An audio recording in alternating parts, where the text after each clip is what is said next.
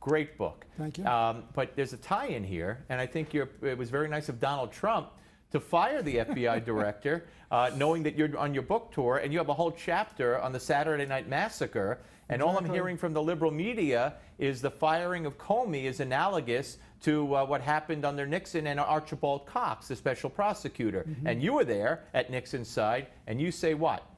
Look, as Marx said, history repeats itself, first as tragedy, then as farce. I was in the Oval Office with the President of the United States, Richard Nixon, that Saturday afternoon when Elliot Richardson was waiting outside to be brought in to be fired. Nixon had just aided Israel in the Six-Day War. Kissinger was in Moscow. We had lost our vice president that month, and you had Archibald Cox was defying the president over a simple matter, whether he would accept summaries of the tapes, written summaries of the Watergate sections, or whether he wanted the actual tapes. Elliot Richardson was supposed to be aboard. I thought he was aboard the night before. And the next day he said, if Cox balks, I'm going to stay with him. Nixon said, I don't have any choice, but I can't have Brezhnev telling, watch me be bullied by a member of my cabinet. I've got to fire him. And so he did, and he said, I'm going to go down to a GS7 if necessary to get that guy fired.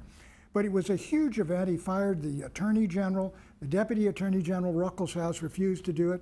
And the guy that did it was a pretty honorable fellow. His name was Robert Bork, who was the great, would-be Justice of the Supreme Court. He got borked, though. Yeah, and so, but I'll tell you, it was far more grave and serious. I left there Saturday evening, and I'd written a line for Ziegler to say this, the White House press secretary Ron Ziegler, Ziegler, that the independent prosecutor's office has ceased to exist. We'd shut that down, but I went out to dinner, and my friends from St. Louis were there, and I came in, said there'll be resolutions of impeachment in the House on Tuesday.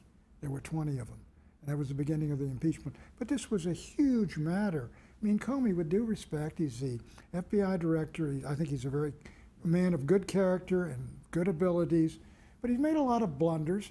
And Chuck Schumer, who was begging that he be fired, is now about to impeach Trump for firing him.